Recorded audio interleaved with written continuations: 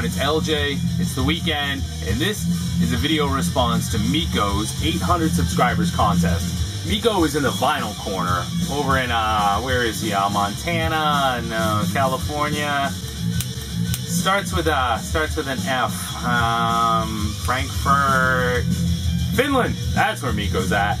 Miko, what's going on? Way over there in Finland. I'm looking at my watch. It's about 10 past 6 in the evening on the weekend here, which makes it just after midnight your time.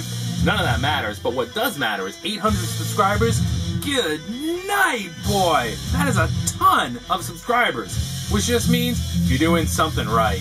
Besides pulling my name out of your magical beanie every time you have a contest. You haven't figured that part out yet.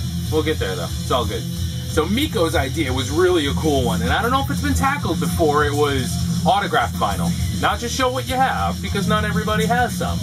But what do you think about it? Now that is what made it interesting and made me really want to respond, because I mean, everybody likes to lose a contest. I'm just kidding with you, Miko, I don't care. It's just an honor to make a video for you. So, what do I have and how do I feel? Autographed vinyl. I find autographed vinyl, like anyone else, online for sure, in record stores, of course, and I mean, the price tags are always insane. I never buy it. Two reasons. One, I really don't care. It's the album that I'm after, and I have no personal connection to the autograph. Why would I care? And God forbid it's made out to Mahoney or something like that, and not even to me, right? It's just, there's nothing there. There's no way to validate its authenticity most of the time, and there's no personal connection. So really, at the end of the day, all you did was sold me a really expensive copy of an album that had writing on the cover. Hell, I can find that at any yard sale for a nickel, and we'd scoff at it. Ah, they wrote on the cover. Oh, they wrote on the cover. Know what I mean? So, that's how I feel. If it's personalized, cool. I never really actively seek it. I mean, I'm more about just having the album. But there are some that you get that have a cool story attached to them. And I'm proud to own. So let's take a look at some of those. And then maybe another little bit of a spin on it, too, at the end. Excuse me, sorry. Playing in the background, Testament's New Order. Get ahead of that comment. I've never had a whole lot of autographed vinyl. What I have had, it's over here somewhere, is kind of some different kind of cool pieces. Like this is Ugly Kid Joe's As Ugly As They Want to Be. This is from, what, 1991, so this was huge. Hate everything about you. Now what makes this cool is from the show. Here's an Ugly Kid Joe sticker, and although I can't remember his name at the moment, and you can leave it below, or I can just look in the tape insert. Here's a broken guitar pick from the guitar player, so this gets tossed out in the crowd. Boom, there you go. So stuff like that, I really dig. You know, it's like regardless of the owner, the story is apparent. Autographed vinyl, not always so much. And again, I've seen like autographed Johnny Cash record, $500. Who cares? I can write Johnny Cash on a record. But if it's personalized, that's different. So here are 4 recent examples, and all came by way of Otavio, whose guess I'm just a spud boy here in the vinyl community. He got these for me. I'm in a huge 70s Canadian rock rut. Loving it. And he's kind of been a personal tour guide. He grew up with it. He lived it. And also has connections to where they are today. Enough of that. Here's Max Webster's Mutiny Up My Sleeve. And Otavio had Kim Mitchell sign this. Kim Mitchell has a radio show now. And I guess he was able to send the album in there to have it signed by Kim, which I'm sure is requested pretty often. So it's really cool. Here is High Class and Borrowed Shoes. Kim Mitchell signed this one right here, right under his picture. And then 2 that really just, I mean, they stopped my heart. They were so awesome. The band Triumph, many of us know and love. Triumph's first album is just unbelievably difficult to find in the States and phenomenal.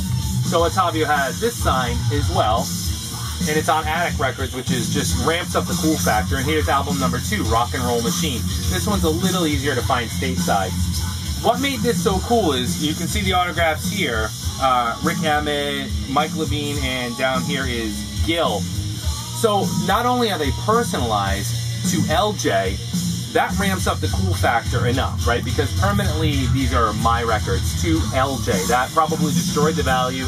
Retail value ever because they're personalized. But that's fine because they're not going anywhere. These are going with me down. But what makes it even more cool is how much of a story can you pack behind the signature. You know, in the case of Triumph, there's a Metalwork studio in Toronto that one member of the band owns and operates. The band isn't on the best of speaking terms, so getting that one band member's autograph is only as difficult as getting your album to Metalworks and asking for an autograph. Come back and pick it up. Having all three sign it just makes it insane. That doesn't happen. That's like getting all four Kiss members, original Kiss members, to sign your record. Good luck.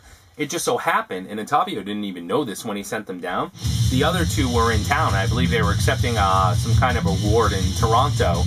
So all three signed it. And the probability of that happening again is slim to none. Slim is out of town. That just made it that much more cool. I mean, these are cherished pieces. This is an album I'm almost afraid to play. Almost. Not quite though. So, very cool, and again, thanks to Ottavio. There's one other thing I wanted to show autograph that I dig, is sometimes a book autograph. And the reason that I like this is if an author is really connected to his fans. The author, Martin Popoff, he's a phenomenal music journalist. This is the Southern Rock Review book. He's written a ton of other books. I don't always agree with Martin's reviews, but he's just a metal fan. The guy just a rocks fan. Loves the stuff, lives it, breathes it. And when you order books from him on his website, he's happy to sign them. And he did sign the, I have a bunch of his books. He signed this one inside the front cover. And I think this is the only Rock Y'all you hear Martin Popoff.